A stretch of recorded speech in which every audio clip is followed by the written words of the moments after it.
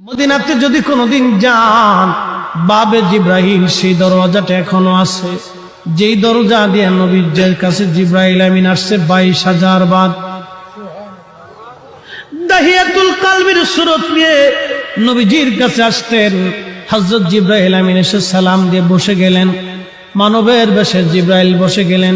ইয়া রাসূলুল্লাহ, আল্লাহ পাঠিয়ে দিয়েছেন, আল্লাহ সবই জানেন, ভিতরে বাহিরে প্রকাশ্য অপ্রকাশ্য আগে পরে, আপনার অন্তর ভিতর বাহিরে সব আল্লাহ জানেন। তারপরও আল্লাহ আমাকে পাঠিয়েছেন আপনার কুশল জানার জন্যে। হুজুর গো, আপনি কেমন আছেন দয়া করে বলবেন ডি। আল্লাহ নবী ডাক দিলেন, জিব্রাইল হে, আমি অসুস্থ আছি, আমার কাছে ভালো লাগে না। আল্লাহ জিব্রাইল চলে গেলেন।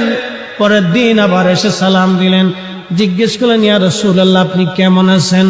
জিব্রাইলকে নবীজি বলেন, জিব্রাইল রে, আমি তেমন ভালো নাই, শরীর অসুস্থ, আমার ভালো লাগে না, অসুস্থতা আরো বেড়ে গেছে। তৃতীয় দিন জিব্রাইল আমিন আবার আসছে, হুজুর আপনি কেমন আছেন?